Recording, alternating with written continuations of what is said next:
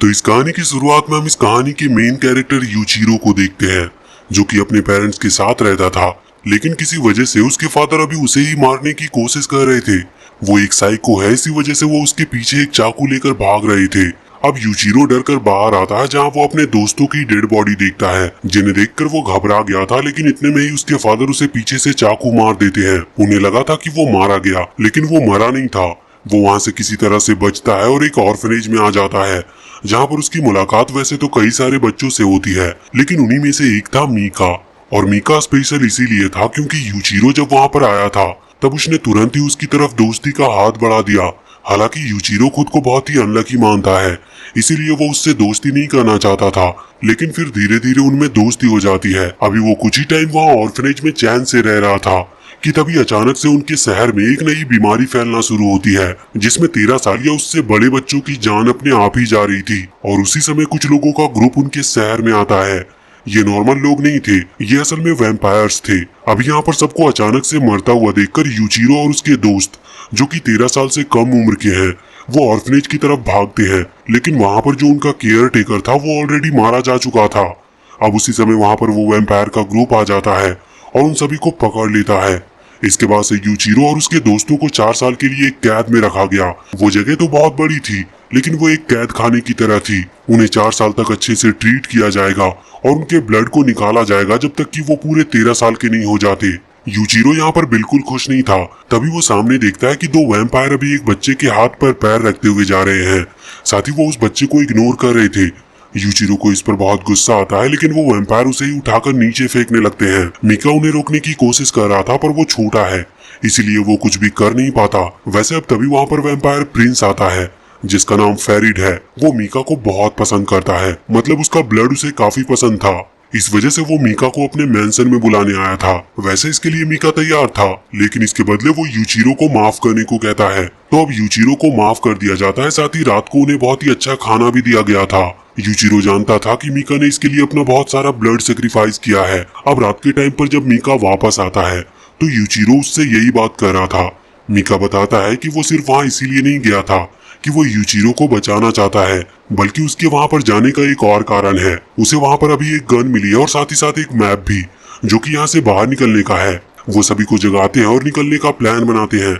और जब वो वहाँ से जा रहे थे तो वो बिल्कुल छुप कर निकल रहे थे। उन्हें पहले तो आसपास के रास्ते पता थे, लेकिन जब वो आगे जाते हैं तो उन्हें वहाँ पर आइडिया नहीं था कि उन्हें करना क्या है। अब उसी दौरान उनकी मुलाकात प्रिंस फेरिड से होती है। वो बताता है कि ये सब उसकी चाल थी। वो सिर्फ उन्हें एक होप देना चाहते थे कि वो सब यहाँ से भाग सकते हैं, लेकिन ये सब सच नहीं है। उसे बस इन बच्चों को परेशान करने में मजा आता है। अब वो एक छोटी बच्ची को उठाता और उसका ब्लड पीते हुए उसे तब तक नहीं छोड़ता जब तक कि वो मर नहीं जाती। ये देखकर यूचिरो को बहुत गुस्सा आता है। वो तुरंत ही अपनी गन निकालकर उस पर गोली चलाता है, लेकिन फेरिड उसकी गोली से बच गया था। और इसके बाद अब वो बाकी सभी को भी मारने लगा था। आखिर में अकाने बचती है, जिसे यूचिरो पसंद करता है, लेकिन फेरिड उसे भी मार डालता है। यहाँ पर मीका तुरंत ही यूचिरो के हाथ से गन लेते हुए फेरिड पर हमला कर रहा था, लेकिन फेरिड ने उसे भी मारकर नीचे फेंक दिया था। उसी दौरान यूचिरो आगे बढ़ता और मीका के हाथों से गन छीनते हुए दूसरी डायरेक्शन से फेरिड के सर पर गोली मारकर उसे जान से मार डालता है। वैसे अभी मीका पूरी तरह से मरा नहीं था, इसी वजह से यूचिरो उसे भी अपने साथ ले जाने वाला था, पर मीका कहता है कि नहीं, वो उसके प्लान को खराब कर देगा। अगर वो उसे साथ ले गया तो वो रास्ते में ही पकड़े जाएंगे, क्योंकि मीका अब चल नहीं सकता। यूचिरो को उसकी बात माननी पड़ती है और इसके बाद अब वो भागता है। जब वो बाहर के रास्ते पर पहुंच चुका था तो वहां से वो अचानक नीचे की तरफ गिर जाता है, जहां पर चारों तरफ बर्फ ही बर्फ थी। वहां पर उसकी मुलाकात 3 लोगों से होती है। वो सामने जो था वो कहता है कि लगता है तुम उन लोगों से बचकर आ गए हो। अगर तुम हमारी मदद करो तो हम उनमें से कई लोगों को मार सकते हैं। वो यहाँ पर कुछ भी नहीं कहता और तुरंत ही उसे गले लगा लेता है और इसके बाद कहता है कि वो उन सभी वैम्पायर को खत्म कर देगा, भले इसके लिए उसे कुछ भी क्यों ना करना पड़े। अब असली कहानी यहाँ से शुरू होती है। कुछ साल बीत चुके थे। यूचिरो उस आदमी के ग्रुप में ज्वाइन हो चुका है और अब वो एक हंटर बन चुका था और उसकी फाइट अभी मॉन्स्टर्स के साथ चल रही होती है। लेकिन कुछ ही देर के बाद हम उसे एक स्कूल में देखते हैं। उसे अभी सजा मिली हुई थी रूल तोड़ने के लिए। यह स्कूल हंटर्स के लिए बनाया गया है। अगर वो नियम तोड़ते हैं तो उन्हें यहाँ पर आना पड़ता है। यूचिरो यहाँ पर भी मस्ती कर रहा था, जिस वजह से सर कहते हैं कि वो उसे सस्पेंड कर देंगे। यूचिरो तो यही चाहता था, क्योंकि बाहर जाकर वो मॉन्स्टर से लड़ सकता है। लेकिन तभी पीछे की सीट पर बैठी एक लड़की सिनोआ उससे कहती है कि उसे ऐसी गलती नहीं करनी चाहिए, क्योंकि सस्पेंड का मतलब उसे और देर तक यहीं रुकना होगा। वैसे यूचिरो को जो सस्पेंशन मिला है उसे दूर करने का सिर्फ एक ही तरीका है, उसे यहाँ पर किसी एक से दोस्ती करनी है। अब यहाँ पर हमें पहले का सीन दिखाया जाता है जब यूचिरो की मुलाकात उन 3 लोगों से होती है। वो जो पहला वाला लड़का था वो बताता है कि वो डीमन आर्मी में हेड है और उनका काम इन वैम्पायर को खत्म करना है। उसका नाम गुरेन था। उसने यूचिरो को ऑफर किया था कि वो उन्हें ज्वाइन कर सकता है, जिसके बाद यूचिरो ने उनके साथ हाथ मिला लिया। अभी करंट टाइम में यूचिरो सोच रहा था कि गुरेन बहुत बड़ा धोखेबाज है। उसने तब मुझे ज्वाइन तो करवा लिया, लेकिन अब मैं यहाँ स्कूल में बैठा हूँ और मैंने तो अभी तक किसी वैम्पायर को मारा भी नहीं है। तभी सिनोआ उससे कहती है कि अगर उसे सस्पेंशन से बाहर निकलना है तो उसे ना चाहते हुए भी किसी के साथ दोस्ती करनी होगी। यूचिरो कहता है कि वो गुरेन से बात करे और उससे कहे कि उसे वैम्पायर को खत्म करना है, ना कि दोस्ती करनी है। पर फिर सिनोआ उसे एक लेटर दिखाती और बताती है कि ये गुरेन ने उसे दिया है। अगर उसे यहाँ से निकलना है और एक वैम्पायर हंटर बनना है तो उसे दोस्ती तो करनी पड़ेगी। अब वो लोग वहाँ उस स्कूल से वापस लौट रहे थे क्योंकि स्कूल की छुट्टी हो चुकी थी। लेकिन नीचे आते वक्त यूचिरो को उसी की क्लास का एक लड़का यूची दिखता है। उसे अभी कुछ दूसरे बच्चे परेशान कर रहे थे। वो आगे जाकर उसे बचाने वाला था, पर तभी सिनोआ बताती है कि वो इनसे लड़ नहीं सकता, वरना ये भी रूल तोड़ने जैसा ही होगा। अब इसी वजह से यहाँ पर यूचिरो की भी पिटाई हो जाती है बाद में। लेकिन वो यूची को वहाँ से ले गया था। वो पूछता है कि वो लड़के तुम्हें मार क्यों रहे थे, जिस पर वो बताता है कि वो डीमन आर्मी को ज्वाइन करना चाहता है। इसका मतलब उसे वैम्पायर से लड़ना है, क्योंकि वैम्पायर ने उसकी बहन को मारा था और वो उसका बदला लेना चाहता है। लेकिन वो कमजोर है, इसी वजह से वो लड़का यामानाका उसे मार रहा था। यूचिरो कहता है कि तुम सच में कमजोर हो। लेकिन तभी अब उन्हें एक धमाके की आवाज आती है। उन्हें पता चलता है कि एक वैम्पायर वहाँ पर आई है। यूचिरो को ये अच्छा मौका लगता है एक वैम्पायर को खत्म करने का, और इसी वजह से वो निकल पड़ता है। उसने कुछ वेपन्स छुपा रखे थे। वो वेपन्स को निकालता और तुरंत क्लासरूम में आ जाता है, क्योंकि उसे पता था कि वो उसे वहीं मिलेगी। वो वैम्पायर अभी एक लड़की के ब्लड को पीने ही वाली थी और उसे जान से मारने ही वाली थी। लेकिन तभी यूचिरो वहाँ पर पहुँचता है और उस लड़की को बचा लेता है। वैसे अभी वहाँ पर वो लड़का यामानाका भी था, जो कि अभी यूची को पीट रहा था। वो बहुत डरा हुआ था। यहाँ पर यूचिरो उस वैम्पायर लड़की पर हमला करना शुरू करता है। लड़ाई के दौरान यूचिरो ने उसके हाथ को भी काट दिया था, लेकिन वो वैम्पायर लड़की फिर से अपने हाथ को जोड़ लेती है। इसके बाद फिर से उनमें लड़ाई शुरू होती है। यूचिरो उस पर कई हमले करता है, लेकिन वो खुद को हील करते जा रही थी। उसकी एनर्जी खत्म होने वाली थी, इसी वजह से वो फिर से उस लड़की के पास आती है जिसे उसने शुरुआत में पकड़ा था। वो उसके ब्लड को पीने वाली थी, लेकिन तभी वहाँ पर यूची आ जाता है और उसे दूर हटा देता है। लेकिन अब वो यूची को मारने वाली थी, लेकिन तभी यूचिरो सामने आकर उसे बचाता है। ये देखकर उस वैम्पायर लड़की को बहुत गुस्सा आ गया था। वो यूचिरो पर हमला करती और उसे लेकर वहाँ खिड़की से नीचे कूद जाती है। लेकिन उसी दौरान यूचिरो ने अपनी तलवार उसे मार दी थी, पर वो बताती है कि वो इमोर्टल है, वो कभी मर नहीं सकती। तभी वहाँ पर गुरेन आता है, जो कि अपने खास स्वॉर्ड से उसे मार देता है। असल में उसके पास एक स्पेशल स्वॉर्ड है जिससे वो वैम्पायर को खत्म कर सकता है। अभी यहाँ पर यूचिरो उससे रिक्वेस्ट कर रहा था कि वो उसे अपने साथ ले चले, पर गुरेन कहता है कि नहीं, उसे पहले एक दोस्त बनाना होगा। उसी दौरान वहाँ पर यूची आ जाता है, जो कि अभी छलांग लगाते हुए आ रहा था, जिस वजह से वो आकर सीधा यूचिरो के ऊपर गिरता है और इससे वो बेहोश हो गया था। हालांकि तभी सिनोवा वहाँ पर आकर गुरेन से कहती है कि यूचिरो का दोस्त बन चुका है और इसीलिए अब गुरेन को अपना प्रॉमिस निभाना होगा। अगले सीन में हॉस्पिटल में वो बता रही थी कि यूचिरो को मून डीमन आर्मी में एक्सेप्ट कर लिया गया है और साथ ही यूची भी उसके साथ आ सकता है उसका दोस्त बनकर। अब अगले दिन यूचिरो फिर से स्कूल में था, जहाँ पर उसकी मुलाकात उसी लड़की से होती है जिसकी उसने जान बचाई थी। वो अभी उसे एक लेटर देने के लिए आई थी, लेकिन यूचिरो उस लेटर को पढ़े इसके पहले ही वो वहाँ से भाग जाती है।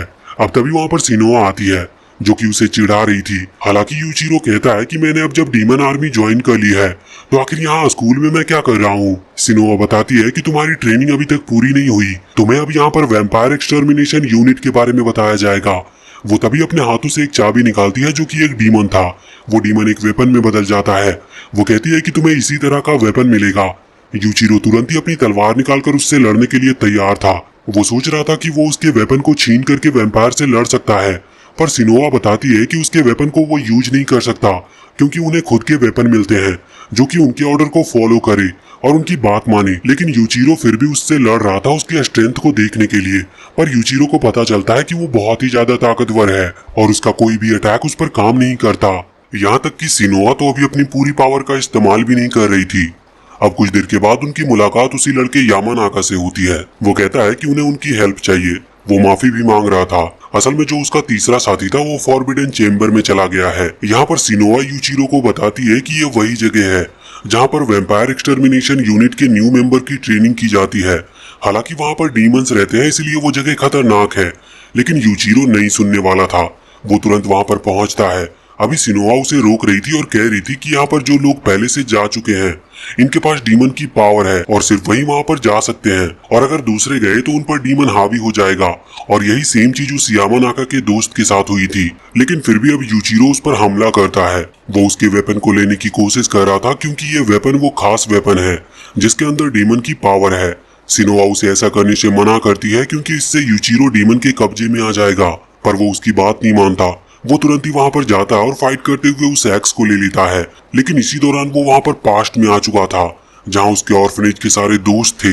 अभी मीका उससे कह रहा था कि वो उसे ऐसी पावर देगा जिसके बाद वो हर वैम्पायर को मार पाए, लेकिन यूचिरो जानता था कि ये वो डीमन है जिस वजह से यूचिरो उस ड्रीम को तोड़ देता है और वापस से जाग जाता है। अभी सिनोआ और यूची दोनों ही बहुत खुश थे कि यूचिरो पूरी तरह से ठीक है। यूचिरो कहता है कि क्या वो उस वेपन को रख ले, लेकिन सिनोआ कहती है कि उन्हें वेपन गुरेन साइन करके देता है, पर यूचिरो ने अपनी काबिलियत साबित कर दी है।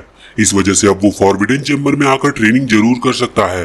वैसे इसके बाद अब एक दूसरे शहर का सीन आता है जहाँ पर हम एक मॉन्स्टर को देखते हैं। वो लोगों पर हमला कर रहा था, लेकिन उसी वक्त वहाँ पर मीका पहुंचता है और उस मॉन्स्टर को मार देता है। हमें जानने को मिलता है कि मीका एक वैम्पायर बन चुका है। वहाँ पर और भी वैम्पायर आते हैं और उन लोगों से कहते हैं कि वो उन्हें प्रोटेक्ट कर सकते हैं अगर वो उन्हें अपना ब्लड दे तो। इस पर सभी ह्यूमन तैयार थे। वहीं पर एक छोटी बच्ची आती है और मीका को अपना ब्लड ऑफर करती है। मीका को उसे देखकर अपना पास्ट याद आ गया था और हमें जानने को मिलता है कि जब यूचिरो उस जगह से भागा था तभी वहाँ पर 3 लोग आए थे जो कि मीका को खत्म करने वाले थे। लेकिन उसी दौरान वहाँ पर क्वीन कुरेल भी आती है। वो अभी मीका को पड़ा हुआ देखती है।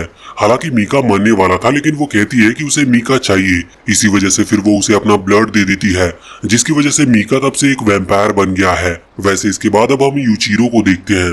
वो फिर से स्कूल आ रहा था, लेकिन उसी दौरान वो एक लड़के से टकराता है।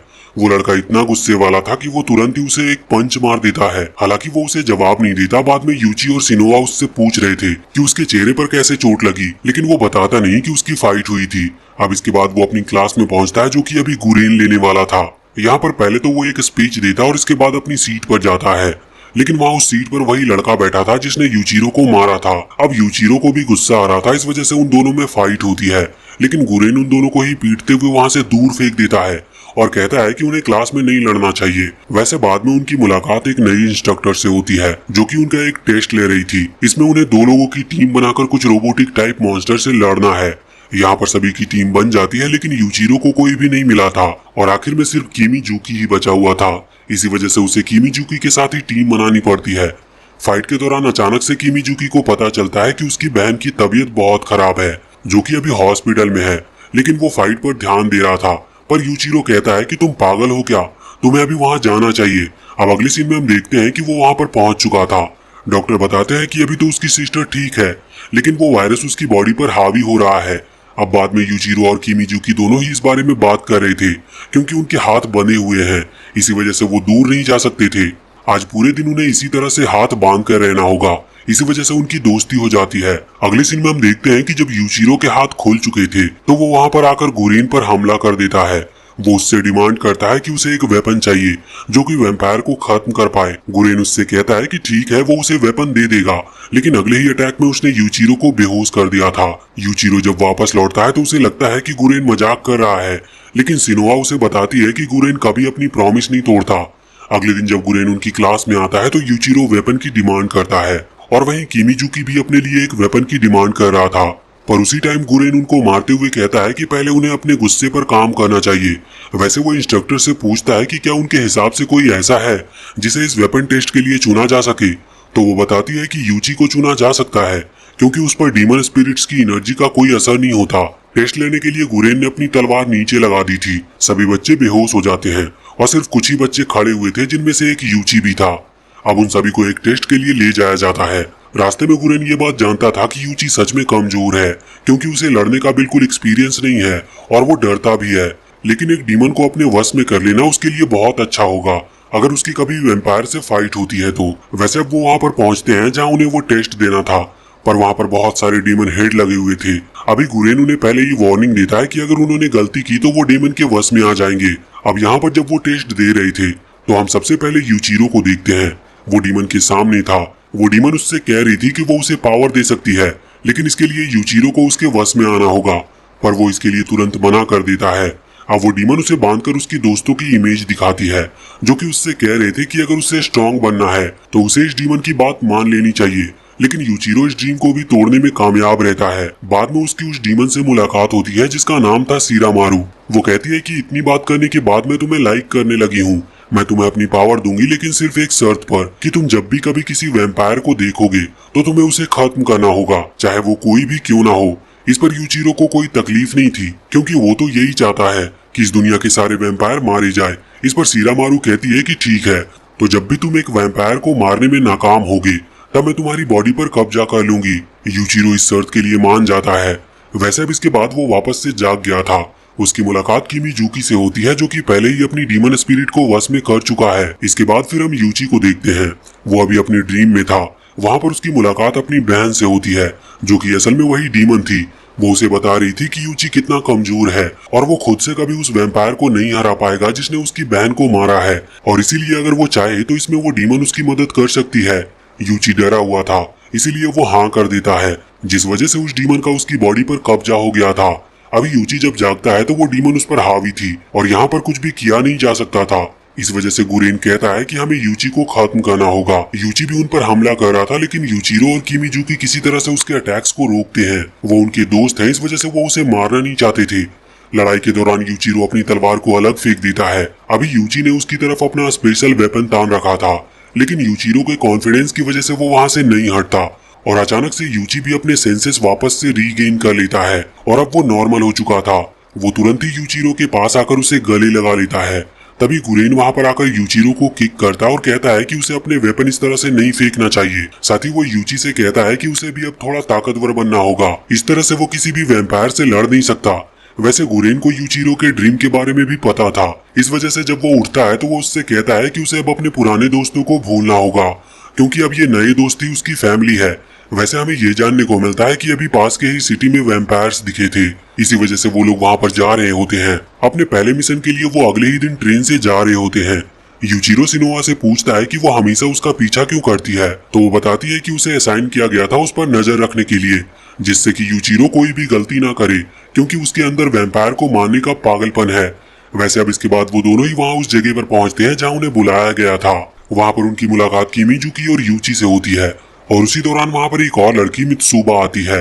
ये लड़की भी अभी उनकी टीम में रहेगी, लेकिन जब मित्सुबा को पता चलता है कि सिनोआ को लीडर बना दिया है तो उसे इस बात पर बहुत गुस्सा आता है। वो अभी उससे लड़ रही थी उसकी स्ट्रेंथ को देखने के लिए। तभी गुरेन वहां पर आकर उन दोनों को रोकता है और दोनों को ही वार्न करता है कि अगर उन्होंने फिर से ऐसी गलती की तो उन दोनों के लिए ठीक नहीं होगा। वैसे इसके बाद अब गुरेन मित्सुबा से उन सभी को इंट्रोड्यूस कराते हुए बताता है कि हमेशा जो वैम्पायर हंटिंग टीम रहती है उसमें 5 मेंबर को ऐड किया जाता है, जिससे कि वो टीम वर्क के थ्रू वैम्पायर को खत्म कर सके और इनके कोई भी मेंबर का नुकसान ना हो। हालांकि यूचिरो को इससे कोई फर्क नहीं पड़ता। वो तो कह रहा था कि जल्दी से वैम्पायर उन्हें दिखे, जिससे कि वो लोग उन्हें खत्म कर सके। तभी मित्सुबा उस पर हमला कर देती है, लेकिन यूचिरो ने उसके पैरों को पकड़ लिया था। वो पूछता है कि वो ऐसा क्यों कर रही है, जिस पर वो बताती है कि वो तो बस उसके रिफ्लेक्स को चेक करना चाहती थी। वैसे गुरेन उन्हें बताता है कि सीधे ही किसी वैम्पायर को खत्म करना एक बेवकूफी होगी, क्योंकि यहाँ पर वो ह्यूमन सर्वेंट को बचाने के लिए आए हैं, ना कि वैम्पायर को खत्म करने के लिए। हाँ, जरूरत पड़ी तो वो ऐसा कर सकते हैं, लेकिन जब तक जरूरत ना हो तब तक उन्हें छुप कर ही रहना होगा। अब इसके बाद वो लोग वहाँ से आगे बढ़ गए थे और कुछ ही देर के बाद वो वैम्पायर टेरिटरी में पहुंच जाते हैं, जहाँ पर अभी मित्सुबा सभी से कह रही थी कि उन्हें चौकन्ना रहने की जरूरत है, क्योंकि यहाँ पर वैम्पायर कभी भी उन पर हमला कर सकते हैं। और इतने में यूचिरो वहाँ सामने एक छोटी बच्ची को नोटिस करता है, जिसके पीछे एक मॉन्स्टर पड़ा हुआ था। वो उसे बचाने वाला था, लेकिन मित्सुबा उसे रोकती है और कहती है कि शायद ये वैम्पायर की चाल हो सकती है। लेकिन यूचिरो यहाँ पर कुछ देर तो देखता है, लेकिन जब वो लड़की बहुत ज्यादा प्रॉब्लम में थी तो वो खुद को रोक नहीं पाता और वहाँ से उसे बचाने के लिए भागता है। वो मॉन्स्टर जब हमला कर रहा था उसी दौरान यूचिरो ने वहाँ पर आकर उसका हाथ काट दिया, लेकिन अब वो मॉन्स्टर यूचिरो को अपना टारगेट बनाने वाला था। पर इतने में ही मित्सुबा वहाँ पर आकर उस मॉन्स्टर को ही काट देती है और उन्होंने उस लड़की को बचा लिया था। लेकिन मित्सुबा सही थी, क्योंकि ये वैम्पायर की एक चाल ही थी। वो अभी उन पर नजर रखे हुए थे और अब वो अचानक से ही इन पर हमला कर देते हैं। वहां पर टोटल 3 वैम्पायर थे। उनसे लड़ते वक्त यूचिरो सीरामारू पावर को एक्टिवेट करता है, जिसके बाद उसकी हाफ बॉडी पर अचानक से कुछ निशान पड़ना स्टार्ट हो गए थे। वैसे अभी वो पहले वाला मॉन्स्टर भी इन पर हमला कर रहा था, लेकिन वो टीम वर्क से काम लेते हैं और बहुत ही जल्द उस मॉन्स्टर को मार गिराते हैं। और यहाँ पर यूचिरो ने भी वैम्पायर को रोक रखा था, वो उन पर हमला करके उन्हें खत्म करने ही वाला था, लेकिन वो पीछे हट जाते हैं। यूचिरो उठ के पीछे जाने ही वाला था, लेकिन इतने में ही सिनोआ कहती है कि हम वैम्पायर की टेरिटरी के अंदर आ चुके हैं और वो लोग जल्दी अपने बाकी साथियों को भी बुला लेंगे, इस वजह से हमें यहाँ से निकलना चाहिए। अब उन्होंने जो बेस कैंप चुना था वो वापस से वहाँ पर आ गए थे। वहाँ पर अभी वो लड़की यूचिरो को थैंक्स कर रही थी, तभी मित्सुबा उससे कहती है कि उसे डरने की जरूरत नहीं, अब वो बिल्कुल सेफ है। वैसे यहाँ मित्सुबा यूचिरो पर भी चिल्ला रही थी क्योंकि उसने उनकी जान खतरे में डाली थी, लेकिन फिर भी अगर वो ऐसा ना करते तो उस बच्चे की जान नहीं बच पाती। इस वजह से मित्सुबा उन्हें माफ भी कर देती है। बाद में वो बच्ची बताती है कि वो जो वैम्पायर का हाइड आउट है वो एक पुराना ट्रेन स्टेशन है। अब अगले ही दिन वो उस जगह पर पहुंच जाते हैं। वहां पर आने के बाद जब वो अंदर आ रहे थे तो वो थोड़ा सतर्क थे क्योंकि यहाँ पर उन्हें बहुत सारे वैम्पायर मिल सकते हैं, लेकिन सबसे पहले उन्हें कुछ ह्यूमन चाइल्ड मिलते हैं जो कि बहुत कमजोर थे क्योंकि उनकी बॉडी से बहुत ज्यादा ब्लड निकाल लिया गया है। वैसे वहां पर कोई वैम्पायर नहीं था, इसका मतलब अगर ये चाहे तो भाग सकते हैं, लेकिन ये भाग नहीं रहे थे। इसकी वजह ये है कि वैम्पायर सभी को प्रॉमिस करते हैं कि अगर वो अपना ब्लड दे तो वैम्पायर उन्हें प्रोटेक्ट करेंगे। इसी वजह से कुछ ह्यूमन इस चीज के लिए हाँ भी कर देते हैं। वैसे अब आगे बढ़ते हुए उन्हें एक वैम्पायर दिखता है। मित्सुबा कहती है कि सभी तैयार हो जाओ, लेकिन उसके इतना कहने से पहले यूचिरो अपनी तलवार लेकर आगे बढ़ चुका था और वो एक ही अटैक के साथ उस वैम्पायर को खत्म कर देता है। मित्सुबा को बहुत गुस्सा आता है क्योंकि यूचिरो को ऐसी जल्दीबाजी नहीं करनी चाहिए, लेकिन तभी यूचिरो उसे अपनी तरफ खींचता है। उसके पीछे एक और वैम्पायर था और वो उस पर भी हमला करते हुए उसे भी बीच से स्लाइस कर देता है, लेकिन अब तभी वहां पर वैम्पायर का एक और ग्रुप आ गया था और उसके साथ साथ यहाँ पर 3 और वैम्पायर पीछे की तरफ से आ जाते हैं जो कि छुपे हुए थे। इन्हें जानने को मिलता है कि शायद उस लड़की ने हमसे झूठ कहा था। वो वैम्पायर बताते हैं कि ये उनकी चाल थी, उन्होंने जानबूझकर उस लड़की को इनके साथ भेजा, अगर वो सच कहती तो उसकी फैमिली मारी जाती, इसी वजह से उसने झूठ कहा। अब यहाँ पर लड़ाई शुरू हो गई थी। उन वैम्पायर का जो लीडर था वो अभी मित्सुबा को गले से पकड़ लेता है, लेकिन ये लोग फिर भी लड़ते जा रहे थे। वो सभी मिलकर काम करते और उन वैम्पायर को बहुत ही जल्द हरा देते हैं। साथ ही यूचिरो ने हमला करते हुए उस लीडर को भी मार दिया था। हालांकि पूरे वैम्पायर अभी मारे नहीं गए थे, लेकिन मित्सुबा बच चुकी थी। अभी बहुत सारे वैम्पायर उन्हें घेरे हुए थे और यहाँ पर एक और राउंड फाइट होती है और फिर हम देखते हैं कि शाम तक उन्होंने सभी को मारकर उन सभी बच्चों को बचा भी लिया था। वो उन सभी को वापस कैंप लेकर आते हैं, जहाँ पर वो छोटी बच्ची जिसने झूठ कहा था वो यूचिरो से माफी मांग रही थी, लेकिन यूचिरो उससे कहता है कि कोई बात नहीं, तुमने ये सब अपनी फैमिली को बचाने के लिए किया। अब वो यहाँ से चली जाती है। तभी मित्सुबा वहाँ पर आकर यूचिरो से थैंक यू कहती है क्योंकि उसने उसकी जान बचाई थी। हालांकि फिर वो वहाँ से चली जाती है। अब अगले दिन हम देखते हैं कि अभी किमीजुकी एक कार के वायर को जोड़ रहा था। ये कार वहाँ पर ऐसे ही पड़ी हुई थी और किस्मत से वो चालू भी हो जाती है। यूचिरो पूछता है कि क्या तुम इसे ड्राइव कर सकते हो, लेकिन किमीजुकी कहता है कि उसे ड्राइव करना नहीं आता, इसीलिए अब यूचिरो ही ड्राइविंग सीख रहा था, जिस दौरान वो कई बार उस कार को ठोकता है। हालांकि फिर वो इतनी ड्राइव तो सीख चुका था कि एक कैंप से दूसरे कैंप तक वो सभी को ले जा सके, इसीलिए अभी वो कार में बैठकर जा रहे थे। उसी दौरान उनके सामने एक वैम्पायर आ जाता है। यूचिरो नोटिस करता है कि ये बहुत ही हाई रैंक वैम्पायर था। अभी गाड़ी रुक नहीं रही थी, इसीलिए ये लोग गाड़ी से कूद जाते हैं और वो वैम्पायर उस गाड़ी को अपने एक ही हाथ से रोककर इनकी तरफ ही फेंकता है, जिसके बाद वो गाड़ी ब्लास्ट हो गई थी। हालांकि इससे इन्हें चोट नहीं लगी थी, पर अब अचानक से उस वैम्पायर ने हमला करना शुरू कर दिया था और किसी तरह से यूचिरो उसकी तलवार पर हमला करते हुए उसे वहां से दूर फेंक देता है। ये लोग सोच रहे थे कि शायद ये मिलकर उसे हरा देंगे, लेकिन इतने में ही 2 और वैम्पायर वहां पर आते हैं। यहाँ पर यूचिरो कह रहा था कि हम उन तीनों को नहीं हरा सकते, हमें यहाँ से निकलना होगा, लेकिन सिनोआ कहती है कि अगर हमने भागने की कोशिश की तो हम वैसे भी मारे जाएंगे, इसीलिए हमें अपनी पूरी ताकत लगाकर लड़ना होगा। तभी यहाँ पर वो दोनों जो नए वैम्पायर आए थे उनमें से एक लड़की उस पहले वाले वैम्पायर से कहती है कि वो फेरिड उसे बुला रहा है, इसीलिए हमें अभी जाना होगा। वो वैम्पायर तुरंत ही यहाँ पर यूचिरो के पीछे आ जाता है और उससे कहता है कि ये फाइट हम फिर कभी कंटिन्यू करेंगे, और इतना कहकर वो वहां से चला जाता है। सिनोआ खुश थी क्योंकि वो हाई रैंक वैम्पायर को हरा नहीं सकते थे, फिर भी उनकी जान बच गई थी। लेकिन यूचिरो को गुस्सा आ रहा था क्योंकि वो हाई रैंक वैम्पायर सिर्फ उनके साथ खेल रहा था और वो गुस्सा इस बात से भी था कि वो वैम्पायर से बहुत ज्यादा कमजोर है। तभी सिनोआ कहती है कि अगर उसे ताकतवर बनना है तो वो मैजिकल कर्स सीख सकता है। ये कई तरह की टेक्निक्स होती है, लेकिन ये इतनी खतरनाक होती है कि सामने वाला अपने दिमाग पर से काबू हटा देगा और तब वो सिर्फ अटैक करेगा।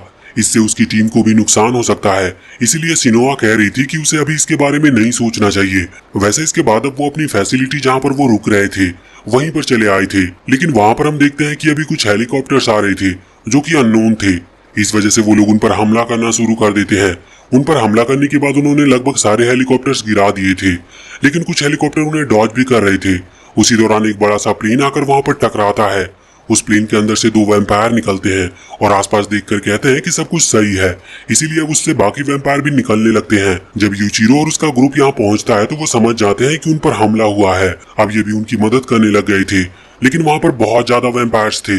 इस वजह से उनसे लड़ना इनके लिए भी मुश्किल हो रहा था। लेकिन अब वहां पर एक रीइंफोर्समेंट टीम पहुंचती है और वो भी लड़ने लगती है। अभी वो जो हेलीकॉप्टर इनके अटैक से बच गए थे वो भी यहाँ पर हमला कर रहे थे, लेकिन यूची अपने उस स्पेशल वेपन से उन पर फायर करता है और उन्हें नीचे गिरा देता है। लेकिन इसी दौरान एक वैम्पायर उस पर हमला करने वाला था, लेकिन सिनोवा वहां पर आकर उसे बचा लेती है और फिर से यूची फायर करके उस हेलीकॉप्टर को भी नीचे गिरा देता है। अब इसी तरह से टीम वर्क से लड़ने के बाद कुछ ही देर में यहाँ पर सभी वैम्पायर को मार दिया गया था। इन्हें सभी सोल्जर्स थैंक यू कहते हैं और बाद में जब वो यहाँ से जा रहे थे तो इन्हें बताया जाता है कि इन्हें यहाँ वेस्ट फैसिलिटी में जाना होगा, क्योंकि वहां पर भी इनकी मदद की जरूरत है। वैसे इसके बाद हम ईस्ट फैसिलिटी में आते हैं, जहाँ पर हम गुरेन को देखते हैं। वो अभी वहां से कुछ दूर फेरिड पर नजर रखे हुए था। वहीं पर मीका भी था और वो लोग अभी अपनी वैम्पायर आर्मी के साथ थे और अभी वो इसी तरफ हमला करने का प्लान बना रहे होते हैं। वैसे अभी गुरेन के पास एक लड़की आ रही थी, तभी उस पर एक वैम्पायर हमला कर देता है, पर उसी दौरान एक और लड़की आती है जो कि डीमन आर्मी की एक हाई रैंक मेंबर है। वो यहाँ पर उस वैम्पायर को बहुत ही आसानी से खत्म कर देती है। उसका नाम मीडो है। साथ ही अब यहाँ पर उनकी बाकी मेंबर भी आते हैं और इसके बाद गुरेन उनसे कहता है कि हमें फेरिड को खत्म करना होगा इससे पहले कि वो हमारी फैसिलिटी में एंटर करे। दूसरी तरफ वहाँ फेरिड मीका से कह रहा था कि अगर उसके सामने यूचिरो आ गया तो क्या वो उसे खत्म कर पाएगा। इस पर मीका कुछ भी नहीं कहता और इग्नोर करते हुए वहां से चला जाता है। वैसे यहाँ पर अभी हम 4 साल पहले उसी टाइम का सीन देखते हैं जब क्वीन करल ने मीका को बचाया था। वो यहाँ पर मीका को बताती है कि अगर वो ह्यूमन का ब्लड नहीं पिएगा तो वो मारा जाएगा, क्योंकि वैम्पायर को ऐसा करना पड़ता है और अगर उसने एक बार वो ब्लड पी लिया तो इससे वो इमोर्टल हो सकता है। लेकिन मीका मॉन्स्टर नहीं था और वो ऐसा करना नहीं चाहता था। क्वीन करल वहां पर नीचे आती है और अपने हाथ से अपना ब्लड एक ग्लास में निकालते हुए उसे देती है, लेकिन मीका ने तुरंत ही उसे दूर फेंक दिया था। करल कहती है कि ठीक है, तो फिर अगर तुम्हें मरना है तो तुम मर सकते हो, और इसके बाद वो वहां से जाने लगी थी। लेकिन तभी मीका उसका हाथ पकड़ता और उसके हाथ से ब्लड पीने लगता है। वैसे इसके बाद हम वापस से करंट टाइम में देखते हैं कि यूचिरो और उसका पूरा ग्रुप अभी दूसरी फैसिलिटी में जा रहे थे एक बैकअप के तौर पर। उसी दौरान सिनोवा सभी को कुछ गोली दिखाती है, जो गोली खाने के बाद उनकी पावर बढ़ जाएगी। वो बताती है कि इससे वो लोग हाई रैंक वैम्पायर के साथ फाइट कर सकते हैं, क्योंकि एक गोली खाने से उनकी पावर दुगनी होगी और 2 गोली खाने से उनकी पावर 3 गुना हो जाएगी। यूचिरो कहता है कि ये तो कमाल की बात है, अगर हम 10 गोली एक साथ खा ले तो फिर क्या होगा। इस पर किमीजुकी कहता है कि तुम मारे जाओगे, तुम्हारे सारे ऑर्गन ब्लास्ट हो जाएंगे, क्योंकि ये तुम्हारे डीमन को एनर्जी देती है। हालांकि 2 गोली खाने के बाद भी तुम्हें बहुत सारी कैजुअलिटी झेलनी पड़ेगी। तो यहाँ पर वो कहता है कि ये तुमने हमें पहले क्यों नहीं बताया, हमारे पहले भी एक हाई रैंक वैम्पायर से फाइट हो चुकी है। इस पर सिनोवा कहती है कि इस चीज का मौका नहीं मिला था, क्योंकि एक गोली 15 मिनट के लिए ही काम करती है, इसके बाद वो कुछ नहीं कर पाएंगे। और दूसरी चीज ये है कि ये गोली की पावर एक्टिवेट होने के लिए 10 सेकेंड लगते हैं, और उस टाइम लड़ते वक्त उनके पास 10 सेकेंड का टाइम नहीं था कि वो रुककर इस गोली को खा सके। पर अब तभी अचानक से उनके ट्रक के ऊपर हमला होना शुरू हो गया था, और ये हमला एक हेलीकॉप्टर से हुआ था। वो जल्दी से बाहर निकलते हैं। यूचिरो नोटिस करता है कि ट्रक का जो ड्राइवर था वो बेहोश हो चुका है। वो उसे बचा रहा था, लेकिन इतने में ही हेलीकॉप्टर उस पर भी फायरिंग शुरू कर देता है। अभी ये लोग किसी तरह अपने वेपन्स को आगे करके उनकी गोलियों को रोक रहे थे। उस तरफ यूची उस हेलीकॉप्टर पर फायरिंग करना शुरू कर देता है और बहुत जल्दी वो हेलीकॉप्टर ब्लास्ट होता है। लेकिन इतने में ही उसने एक मिसाइल लॉन्च कर दी थी, जो कि सीधा उस ट्रक पर आकर गिरती है। वो ट्रक ब्लास्ट होता है और इसकी वजह से नीचे की जो जगह थी वो टूट जाती है और वो किसी अंडरग्राउंड जगह में आकर कैद हो जाते हैं। और उन्हें पता चलता है कि उनके बीच में एक पत्थरों की दीवार बन चुकी है। आधी टीम इस तरफ थी और आधी टीम उस तरफ। यूचिरो के साथ अभी वो ड्राइवर भी था, इस वजह से वो सेफ जगह पर ले जा रहे थे जिससे कि उसका इलाज हो सके। वो दोनों ही टीम एक दूसरे को बाय कहती है और सेफ रहने को कहती है। दूसरी तरफ हम वहाँ पर मीका को देखते हैं, जिसके सामने अभी गुरेन खड़ा हुआ था। तभी मीका के जो बाकी साथी वैम्पायर हैं और फेरिड, वो लोग वहाँ पर पहुंच जाते हैं। लेकिन यहाँ पर गुरेन के भी साथी पहुंच चुके थे और दोनों ही फोर्स एक दूसरे से लड़ने के लिए पूरी तरह से तैयार थी। अब यहाँ से ये सीन चेंज होकर वहाँ उस स्पेशल कैंप फैसिलिटी में आता है, जहाँ पर सभी का इलाज किया जा रहा था। वैसे उसे छोड़कर जब वो जा रहे थे तो सिनोवा कहती है कि ईस्ट फैसिलिटी में हमारी जरूरत है, वहाँ पर गुरेन एक बड़ी फोर्स के साथ फाइट कर रहा है। यूचिरो कहता है कि ठीक है, हम वहीं जाएंगे, लेकिन इससे पहले हमारी टीम को फिर से ज्वाइन करना होगा। लेकिन तभी उन्हें कुछ सोल्जर्स से जानने को मिलता है कि पास के ही डिस्ट्रिक्ट में अभी यूचिरो की टीम फाइट कर रही है कुछ वैम्पायर्स के साथ। वहाँ पर एक अच्छी खासी आर्मी है, जबकि यूचिरो की टीम के सिर्फ 3 मेंबर वहाँ पर हैं। उन्हें बहुत खतरा था, इसी वजह से यूचिरो वहाँ जाने लगता है। सिनोआ कहती है कि हमारी जरूरत वहाँ नहीं बल्कि ईस्ट फैसिलिटी में है, लेकिन यूचिरो कहता है कि नहीं और बस इग्नोर करते हुए वहाँ से आगे बढ़ जाता है। अब वहाँ दूसरी तरफ हम यूचिरो के दोस्त को देखते हैं जो अभी वैम्पायर से लड़ रहे थे। उन्होंने कई सारे वैम्पायर को खत्म भी कर दिया था, लेकिन अब वो थकने लगे थे।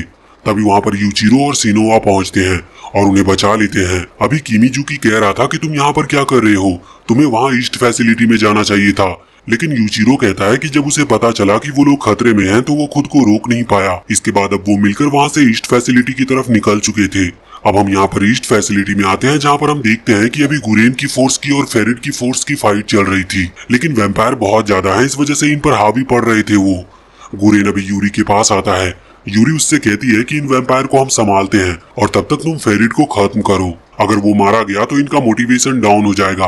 वहाँ पर फेरिड भी मीका से कहता है कि वो जाकर गुरेन पर हमला करे और बाकी सबको बाकी के वैम्पायर देख लेंगे। अब इसके बाद मीका और गुरेन की फाइट होने लगी थी। ये फाइट बहुत ही खतरनाक थी।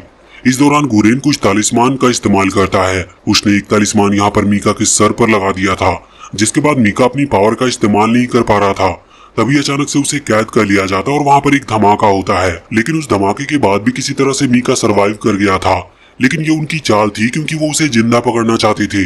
वो उसे लगभग कैद कर लेते हैं और तभी वहाँ पर गुरेन आता है, जो कि उस पर हमला करके उसे बेहोश करने वाला था।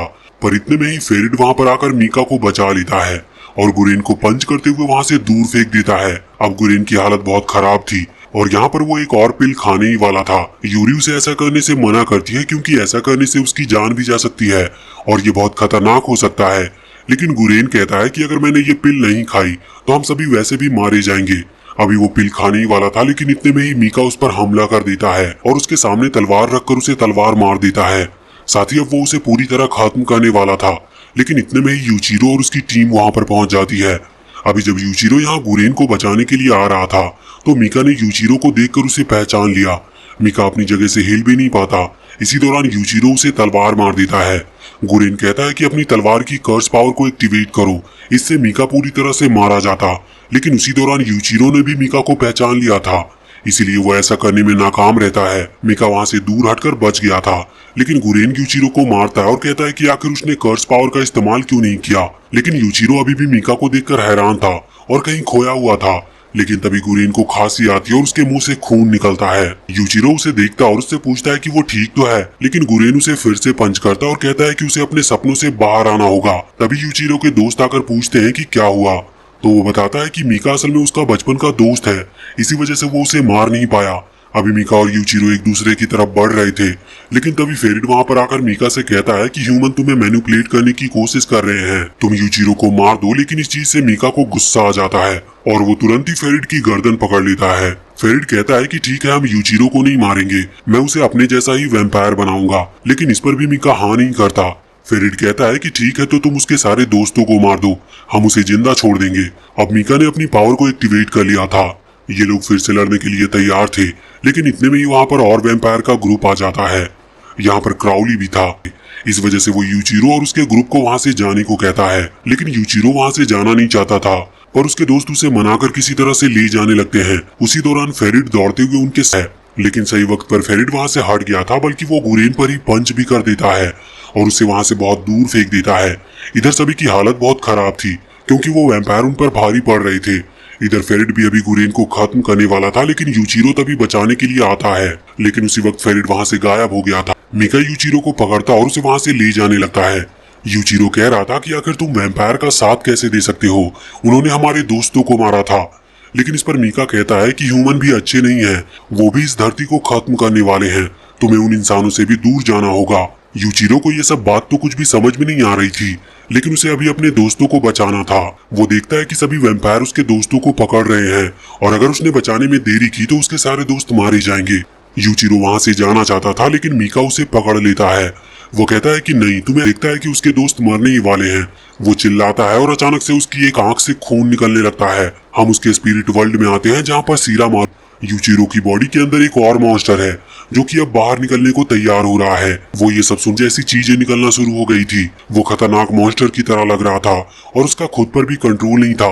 वो आगे बढ़ता है लेकिन उसी वक्त वहां पर क्राउली आता है।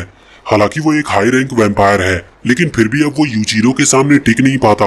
कुछ देर पहले हमने देखा था कि उसकी स्पीड बहुत तेज थी, लेकिन अब यूजीरो की स्पीड के सामने वो कुछ भी नहीं कर पाता और बहुत बुरी तरह से पिटता है। अब जब सिनोआ को होश आता है तो वो देखती है कि उसके पास ही एक बहुत बड़ा गड्ढा था, जो कि यूजीरो के अटैक की वजह से हुआ था। हालांकि अभी तक यूजीरो नॉर्मल नहीं हुआ था, वो उसके सामने ही था और अब वो आगे आकर सिनोआ पर भी हमला करने वाला था।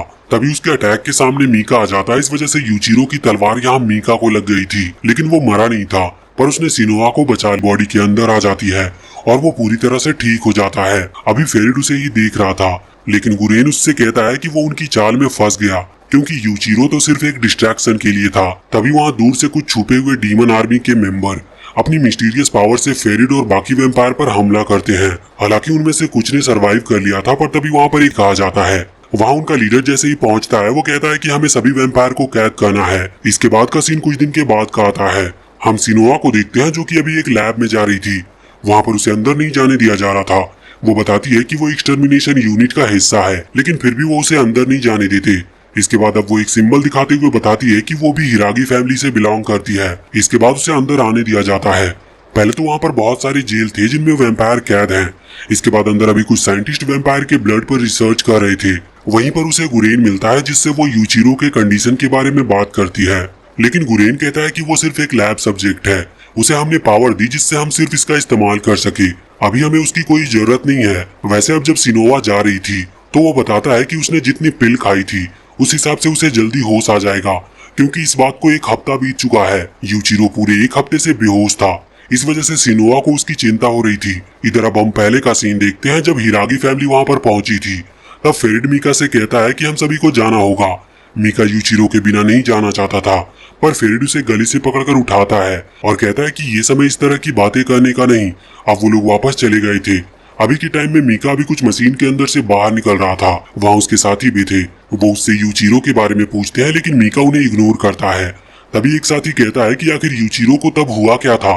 तभी दूसरा साथी बताता है कि उसके ऊपर किसी खास पावर का इस्तेमाल किया गया, उसकी स्ट्रेंथ को बढ़ाने के लिए। वो सिर्फ उनका लैब सब्जेक्ट है। मीका ये सब सुन रहा था, लेकिन फिर उसके बाद वो इग्नोर करते हुए आगे बढ़ जाता है। तभी वो दूसरा वाला वैम्पायर कहता है कि तुम बहुत मिस्टीरियस हो, तुम कभी अपनी बातें हमें बताते नहीं। मीका कहता है कि वो बस एक मामूली सा वैम्पायर है, इससे ज्यादा उन्हें जानने की जरूरत नहीं। वैसे वहाँ दूसरी तरफ यूजीरो को होश आ चुका था, जिस पर उसके दोस्त बहुत खुश थे, पर यूजीरो सोच रहा था कि उसे फिर से मीका से मिलना है। अब जब वो पूरी तरह से रिकवर कर लेता है तो अभी वो लाइब्रेरी के अंदर बैठा हुआ था और वहाँ पर बहुत सारी बुक्स पढ़ रहा था। तभी वहाँ पर सिनोआ आती है और देखती है कि यूजीरो किसी तरह की बुक पढ़ रहा है। पहले तो वहाँ से वो जा रही थी, पर फिर वो रुककर यूजीरो से पूछती है कि आखिर वो एक वैम्पायर को वापस से इंसान में बदलने की बुक क्यों पढ़ रहा है। तो वो बताता है कि उसे मीका को ठीक करना है। साथ ही वो मीका के बारे में पूछता है कि क्या उसे कैद कर लिया गया था, जिस पर सिनोआ बताती है कि नहीं, वो तब अपने साथियों के साथ यहाँ से भाग गया। उसी समय एक अनाउंसमेंट होती है जो कि हिरागी फैमिली की तरफ से थी। वो लोग अभी यूजीरो को हेडक्वार्टर में बुला रहे थे। रास्ते में उसे गुरेन मिलता है। वो उससे कहता है कि हिरागी फैमिली तुम्हें अपनी आर्मी ज्वाइन करने को कहेगी, क्योंकि उनका ग्रुप अलग है, लेकिन तुम इसके लिए मना कर देना। अब जब यूजीरो वहाँ पर पहुंचता है तो वहाँ पर बाहर उसे मित्सुबा मिलती है।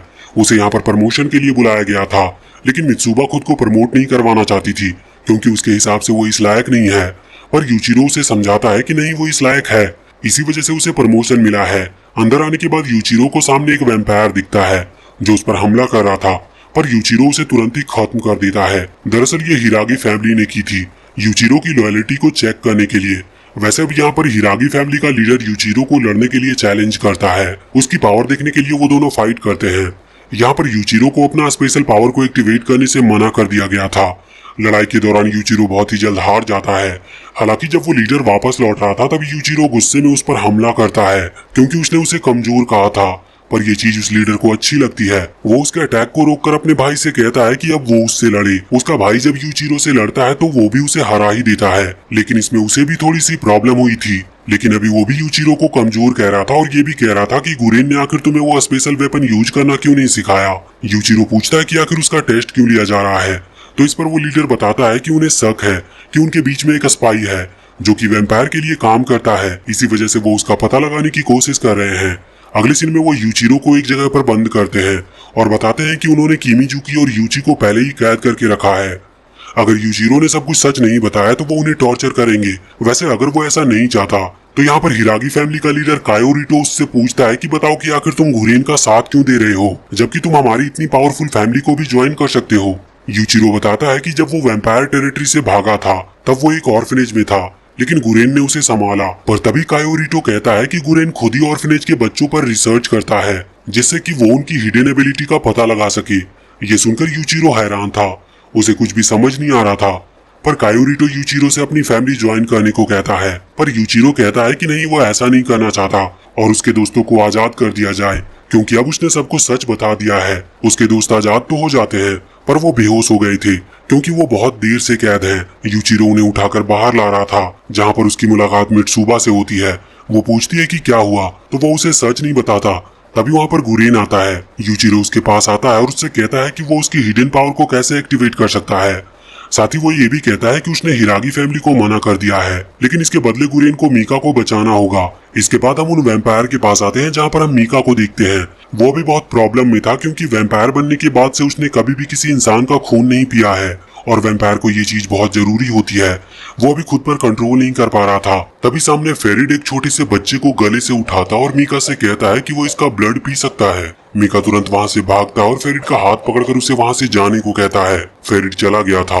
मीका से वैसे तो खुद पर कंट्रोल नहीं हो रहा था, लेकिन वो किसी तरह से खुद को संभालता है। इधर यूचिरो के पास सिनोआ उन सभी को बताती है कि अगर वो अपनी डीमन से मिलना चाहते हैं और उसके साथ एक बॉन्ड क्रिएट करना चाहते हैं तो इसके लिए उन्हें अपने उस डीमन की एनर्जी का ही इस्तेमाल करते हुए अपने हाथ को काटना होगा। तभी वहाँ पर कुछ मॉन्स्टर आते हैं जिन्हें यूची ने बहुत ही आसानी से हरा दिया था क्योंकि उसे अपनी वैम्पायर के स्पेशल एबिलिटी को अनलॉक कर लिया है। उसके साथ एक अच्छा बॉन्ड बनाकर अब यूचिरो भी तुरंत ही अपनी तलवार की पावर को एक्टिवेट करता है और अपने हाथ पर कट लगा लेता है, जिसके बाद वो अचानक से ही बेहोश हो गया था। हालांकि इससे पहले उसकी आंख लाल हुई थी और उसकी आंखों से खून भी निकल रहा था। वो सपने में वहाँ पर सबसे पहले वाला सीन देखता है जहाँ उसके फादर ही उसे मारना चाहते थे, पर वो किसी तरह से उस सपने से बाहर आता है। जिसके बाद अभी वो सीरामारू के सामने था। सीरामारू उस पर हमला करने वाली थी क्योंकि यूचिरो कहता है कि मैं कभी भी तुम्हें अपनी बॉडी पर कंट्रोल नहीं करने दूंगा, लेकिन तभी जब वो हमला कर रही थी तो यूचिरो अपनी तलवार को वहीं पर फेंक देता है। वो कहता है कि मैं तुमसे लड़ूंगा भी नहीं क्योंकि मुझे तुमसे नहीं लड़ना। वो सीरामारू से हेल्प मांगता है मीका को बचाने के लिए और इसके बदले वो सीरामारू का दोस्त बनेगा। सीरामारू इसके लिए तैयार थी और उससे उनके बीच एक बॉन्ड बनता है और यूचिरो वापस से अब जाग गया था। उसके बाद किमीजुकी की बारी थी। वो भी अपने सपने में आता और अपने डीमन के साथ फाइट करता है। हालांकि उसके डीमन ने उसके चेस्ट में अपनी वो तलवार घुसा दी थी, लेकिन फिर भी किमीजुकी हार नहीं मानता और फिर से तलवार उठाते हुए हमला करता है। उसने भी अपने डीमन को हरा दिया था और उसके पास भी वो स्पेशल एबिलिटीज आ चुकी थी। वो जाकर यूचिरो पर हमला कर देता है। वो कहता है कि वो यूचिरो और खुद की पावर को टेस्ट करना चाहता है और यहाँ पर अब उनमें फाइट होती है, जिस दौरान किमीजुकी अपनी नई नई टेक्निक्स का इस्तेमाल करता है और सेम वैसा ही यूचिरो भी कर रहा था। अभी अगले दिन यूचिरो, किमीजुकी और यूची तीनों ही गर्ल्स डॉर्म में आते हैं जहाँ पर सिनोआ और मित्सुबा रहती है। वहाँ पर आने के बाद अभी वो बैठकर बातें कर रहे थे, जिस दौरान सिनोआ बताती है कि आगे होने वाले वॉर में वो किसका साथ दे, या तो वो गुरेन का साथ दे सकती है या फिर हिरागी फैमिली का। उन्हें किसी एक को ही चुनना होगा। गुरेन इतना ताकतवर नहीं है, इसी वजह से टीम थोड़ी चिंता में थी।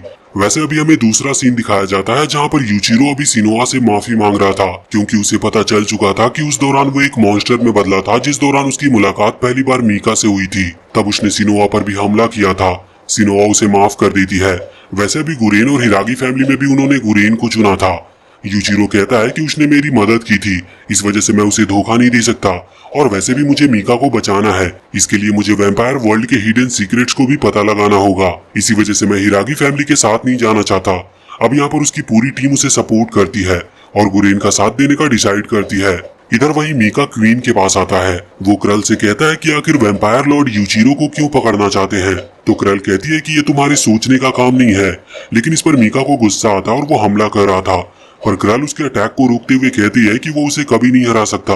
वो कहती है कि बहुत जल्द एक वॉर होने वाली है, अगर तुम यूचिरो को उससे पहले बचा सको तो बचा लो, वरना बहुत बड़ी प्रॉब्लम हो जाएगी। मीका प्रॉमिस करता है कि वो यूचिरो को बचाएगा। इस तरफ यूचिरो और उसका ग्रुप एक न्यू फैसिलिटी की तरफ चले गए थे। रास्ते में उन्हें बहुत खतरनाक बड़े बड़े मॉन्स्टर मिलते हैं, लेकिन अब वो इतने ताकतवर हो चुके हैं कि उन मॉन्स्टर को हराना उनके लिए कोई बड़ी बात नहीं थी। पर इस चीज से वहाँ फैसिलिटी में लेट पहुंचते हैं। वहाँ पर गुरेन था। वो उन्हें देख लेता और इन पर चिल्लाता है कि आखिर ये लेट क्यों हुए। यूचिरो सारा ब्लेम अपने ऊपर ले लेता है। बाद में गुरेन ने उन्हें माफ भी कर दिया था।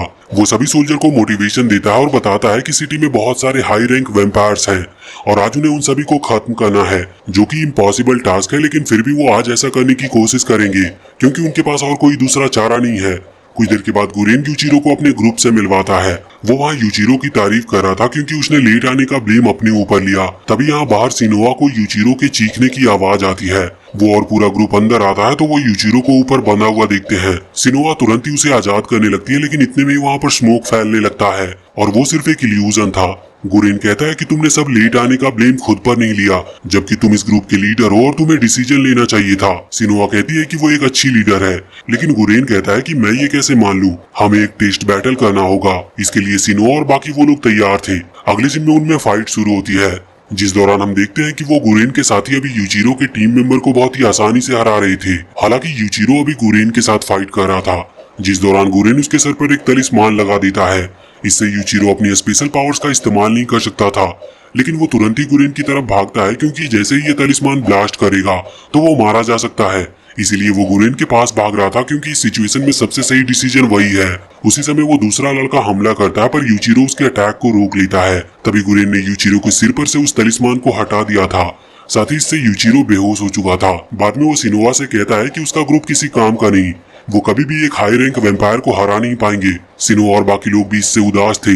वहीं इधर हम मीका को देखते हैं, उसकी खून की प्यास और भी ज्यादा बढ़ते जा रही थी। अभी कुछ बच्चे एक दूसरी जगह पर ले जाए जा रहे होते हैं। उसका साथी वैम्पायर कहता है कि उसे कुछ न सोचते हुए इनका ब्लड कंज्यूम कर लेना चाहिए और इसी में उसका फायदा है, लेकिन मीका वहाँ से चला जाता है। वहाँ पर छुपकर वो अभी क्वीन क्रल का दिया हुआ ब्लड पी रहा था, जो कि उसने ऐसे ही सिचुएशन के लिए स्टोर करके रखा है। हालांकि वो भी काम नहीं कर रहा था क्योंकि उसे इंसानी खून चाहिए। वो भागता और उन बच्चों को पकड़ता है, लेकिन तभी उसे होश आ गया था। इसी वजह से वो उन्हें कुछ भी नहीं करता और जान ही देता है। वैसे इस तरफ यूचिरो की ग्रुप की मुलाकात अभी नारुमी के ग्रुप से होती है। वो भी उसके ग्रुप को कमजोर कह रहा था, लेकिन सिनोआ कहती है कि वो कमजोर नहीं है। वैसे दूसरी तरफ हम देखते हैं कि यूची और सिनिया, जो कि वही लड़का है जो स्पिरिचुअल टाइगर्स का इस्तेमाल कर सकता है, वो अभी एक टावर के ऊपर छुपे हुए थे क्योंकि उन्हें एक नोबल वैम्पायर का पता चला है।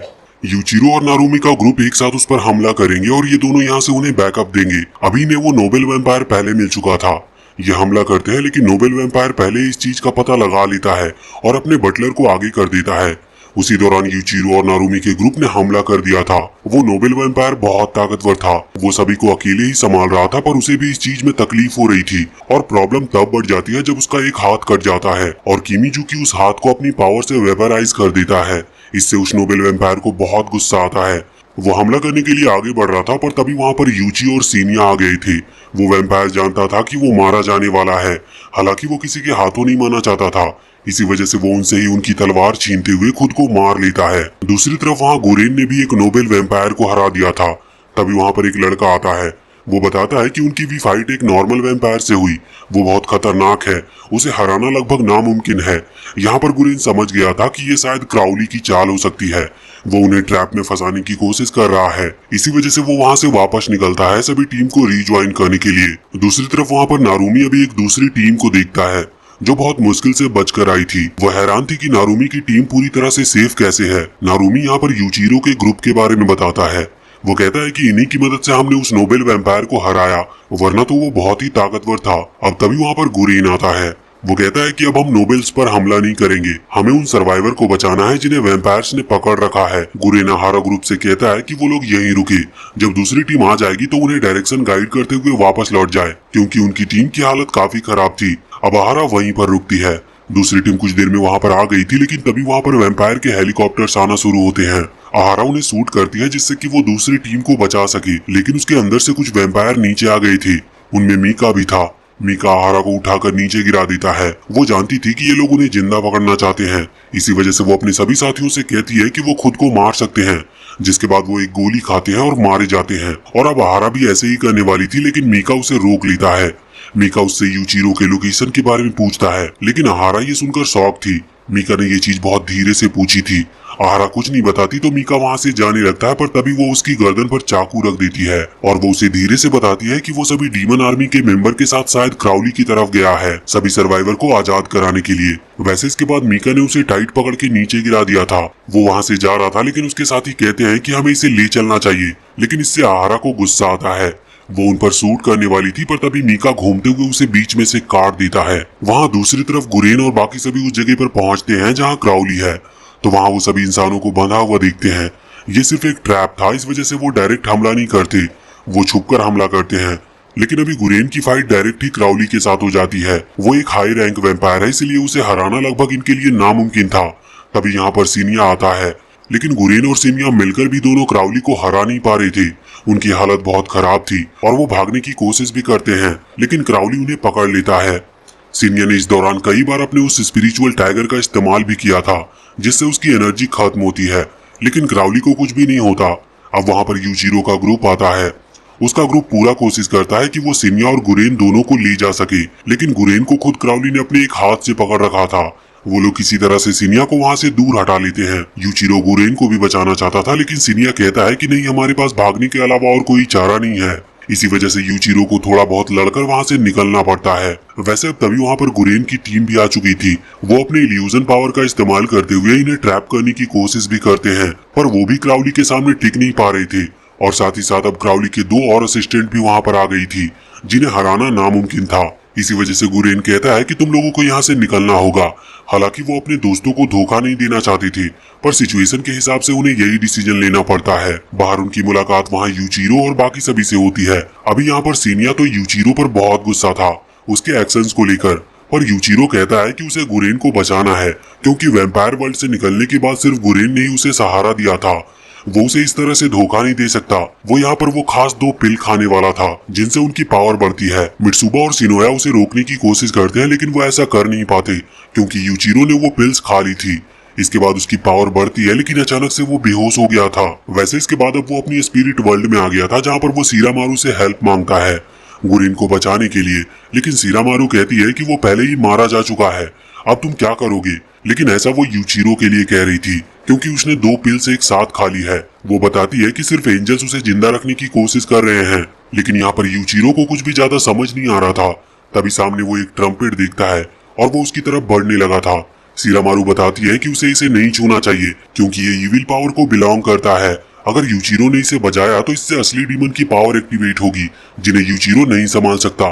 लेकिन यूचिरो आगे बढ़ रहा था और वो उसकी बात नहीं सुन रहा था।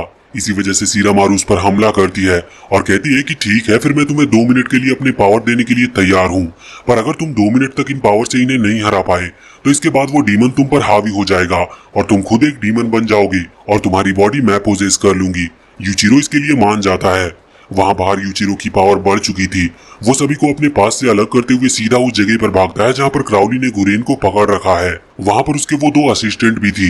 यूचिरो वहाँ पर पहुंचते ही हमला करना शुरू कर देता है। हालांकि क्राउली भी ये देखकर हैरान था कि आखिर यूचिरो की पावर पहले से ज्यादा कैसे हो गई, पर फिर भी यूचिरो को अभी भी क्राउली को हराने में प्रॉब्लम हो रही थी। गुरेन वहाँ सामने आ रहा था, जिससे कि यूचिरो को कोई सीरियस चोट ना लगे। वो उससे कहता है कि उसे यहाँ से चले जाना चाहिए, क्योंकि वो क्राउली को कभी हरा नहीं सकता। पर यहाँ पर यूचिरो किसी की भी सुन नहीं रहा था। अब इस लड़ाई के दौरान हम देखते हैं कि 2 मिनट कंप्लीट होने वाले थे, जिस वजह से यूचिरो का सींग भी बाहर आ गया था। वो पूरी तरह से एक डीमन में बदलने ही वाला था, लेकिन इसके पहले ही वहाँ पर एक कॉफिन आ जाती है। ये कॉफिन किमिजुकी ने अपनी पावर की मदद से क्रिएट किया था। इसके अंदर एक डीमन है। वो उस डीमन के थ्रू यूचिरो को पकड़ता है और उसे उस कॉफिन के अंदर बंद करके उसे वहाँ से ले जाने लगता है। उसने बहुत मुश्किल से यूचिरो को फिर से बचा लिया था। अब वो उसे वहाँ से ले जा रहे थे अपने वेयर हाउस पर, जहाँ पर वो उसका इलाज कर सकते थे। लेकिन रास्ते में ही उनकी मुलाकात मीका से होती है। वो भागते हुए आ रहा था। वहाँ पर वो यूचिरो को नोटिस करता है। यूचिरो सबसे पीछे की तरफ था, क्योंकि वो बेहोश था। इस वजह से वो उसे उठाकर ले जा रहे थे। मीका तुरंत ही यूचिरो के पास बढ़ता है, लेकिन इन्हें लगता है कि ये तो एक वैम्पायर है। इस वजह से वो उससे फाइट करने लगते हैं। मीका सभी से लड़ते हुए उन्हें दूर हटाते हुए आगे बढ़ रहा था। इस दौरान उसकी फाइट मित्सुबा से भी होती है। वो उसे भी दूर कर देता है। फिर उसकी फाइट सिनोआ से होती है। सिनोआ उससे कहती है कि हम भी यूचिरो के दोस्त हैं। वो उसे रोकने की कोशिश कर रही थी, लेकिन मीका ने उसे भी हटा दिया था।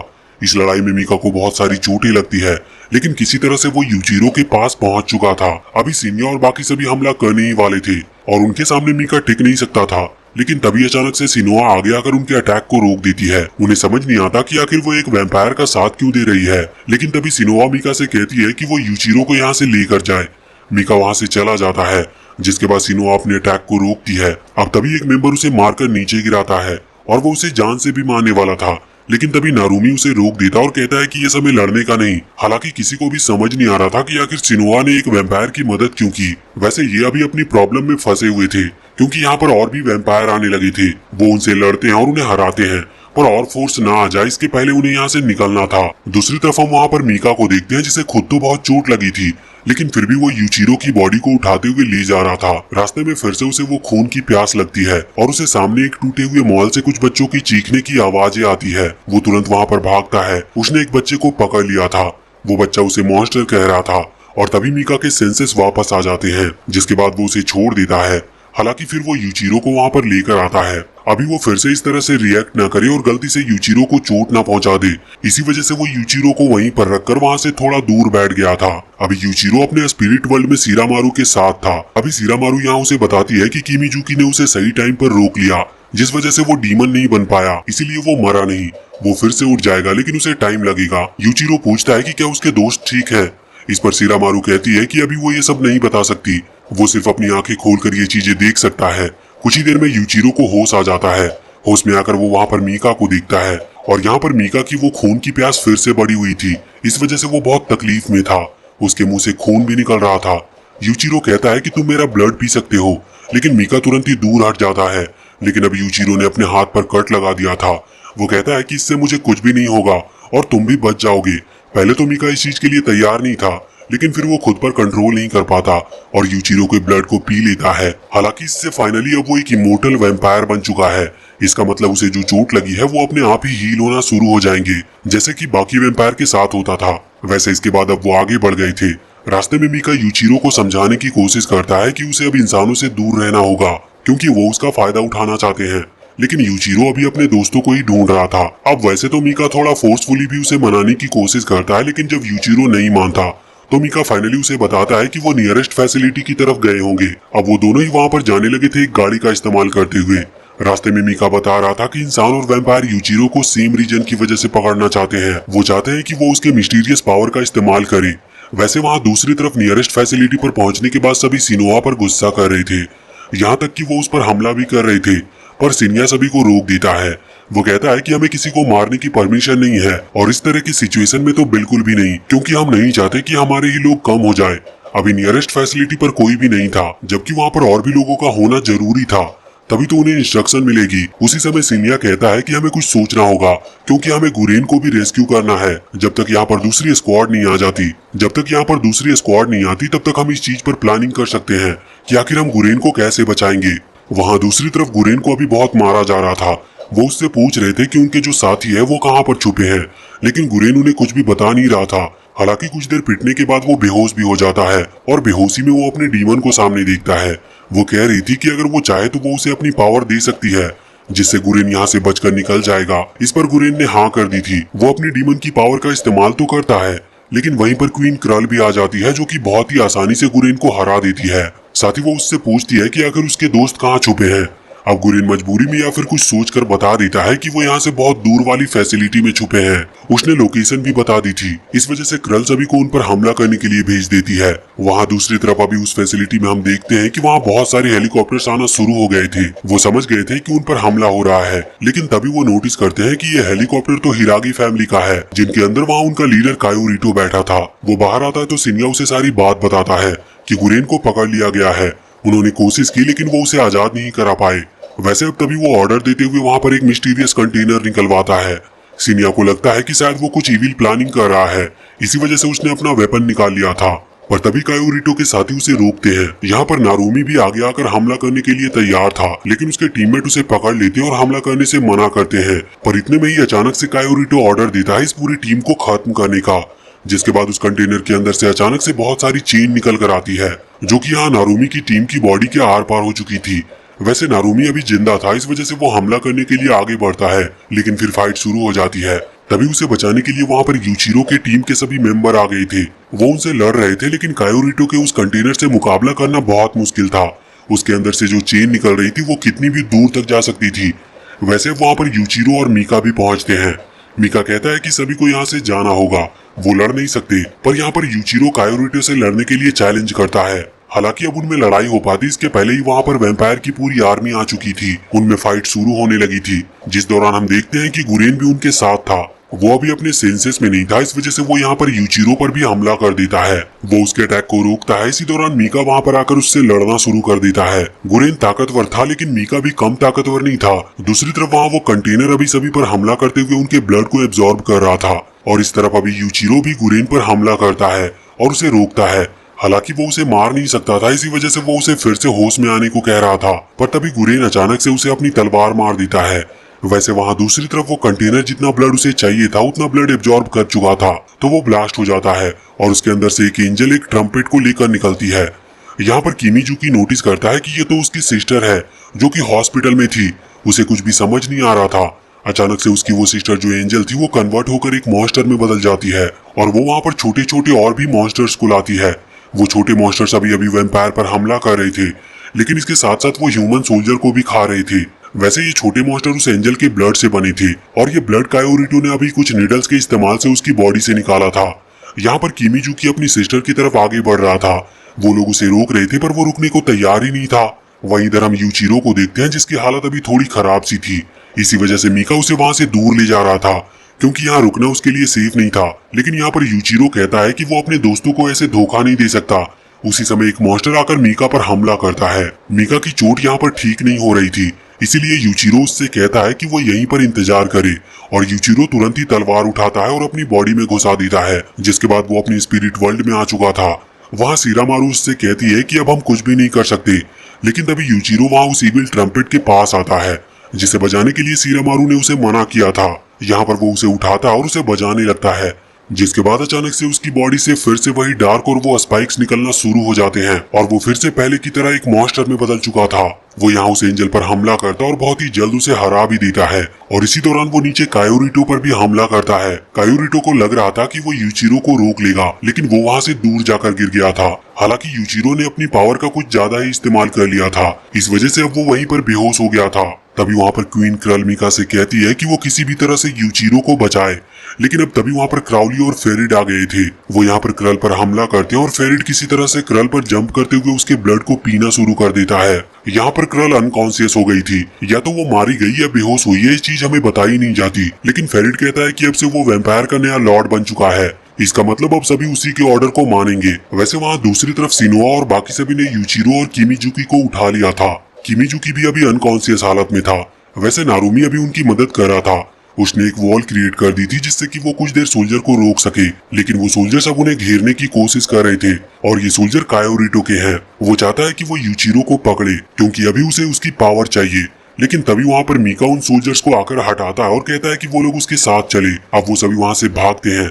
वो उम्मीद लगाए हुए थे कि शायद आगे उन्हें शांति मिल जाएगी, लेकिन इसी के साथ ये सीजन यहीं पर खत्म होता है। तो वीडियो अगर पसंद आई हो तो चैनल को सब्सक्राइब करके बेल आइकन जरूर दबा लें, और ये वीडियो आपको कैसी लगी कमेंट सेक्शन में हमें जरूर बताएं।